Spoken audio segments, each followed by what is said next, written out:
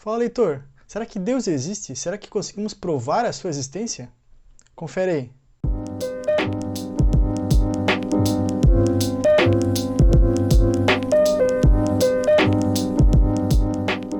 Para começar, eu quero agradecer então a todo mundo que tem apoiado o projeto, tem mandado mensagem, tem mandado direct, tem sugerido melhorias.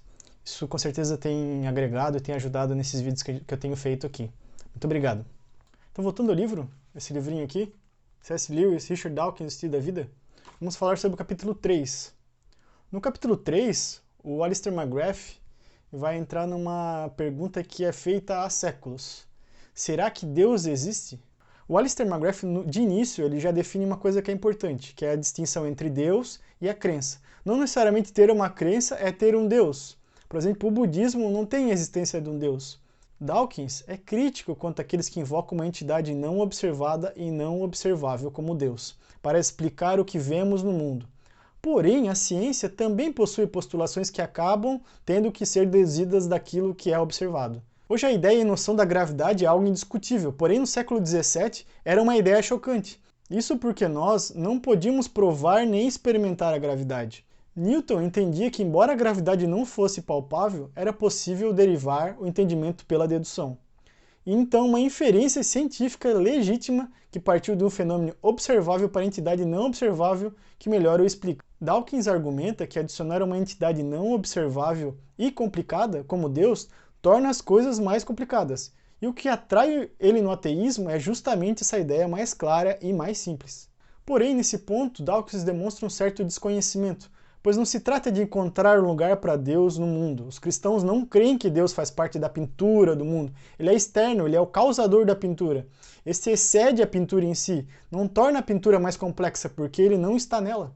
A visão de Dawkins, demonstrada em seu livro Deus no Delírio, é simplista e não busca a compreensão de fato.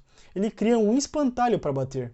Ao chamar Deus de tirano ao ler os relatos do Antigo Testamento, ele abre mão do contexto histórico da época e da complexidade dos fatos, desconsiderando que ainda os cristãos interpretam o Velho Testamento à luz de Jesus Cristo. Ou seja, ele pinça eventos bíblicos, os tira do contexto e cria uma figura distorcida de Deus para poder atacar. Nesse ponto, ele sofre muitas críticas, pois distorce o Deus cristão para encaixar em suas críticas. Se você está gostando dessa série e desse vídeo, já deixa um like aqui embaixo. Para Lewis, descobrir Deus é descobrir sua verdadeira identidade e recalibrar sua razão e sua imaginação à luz dessa nova maneira de ver a si mesmo e ao mundo. Deus não é um objeto dentro do universo, nem uma mera ideia filosófica abstrata.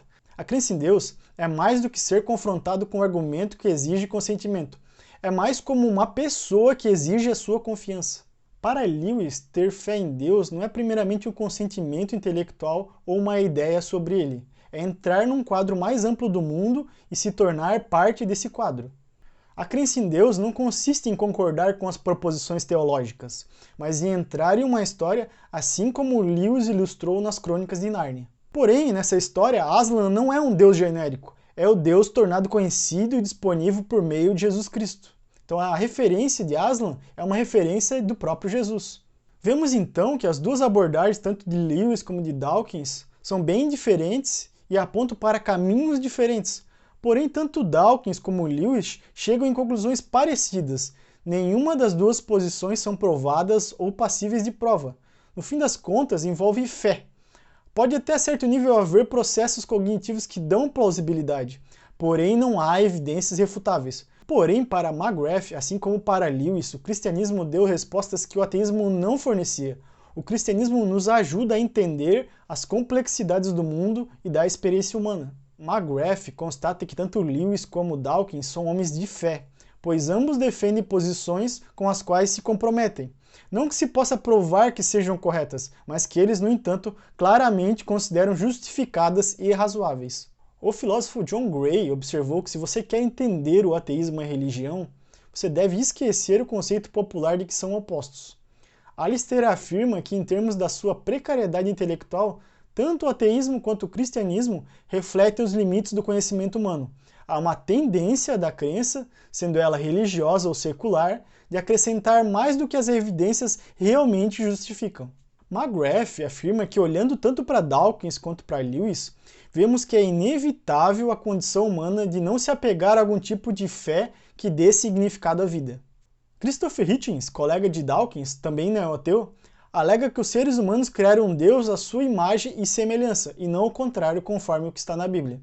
Mas aí surge a pergunta, se Deus cristão realmente fosse uma invenção humana, teríamos criado ele desse jeito? Nós não criaríamos uma narrativa onde nós estivéssemos errado e pecado já no início. Teríamos criado um Deus que nos corrige com situações de sofrimento e dor? Teríamos criado uma narrativa onde a salvação não é pelas nossas obras, e sim pelas obras de Cristo? É de se pensar. Se você gosta do tema, eu vou deixar o link aqui na descrição de um debate entre o Christopher Hitchens e o William Lane Craig. Lá você vai encontrar assunto bem mais aprofundado. São 2 horas de vídeo, é bem pesado, então depois de você assistir eu não garanto sua sanidade mental. Comenta aqui embaixo então o que tem mais chamado a atenção de você nesse livro e o que você tem mais aprendido nessa série. Até a próxima, valeu!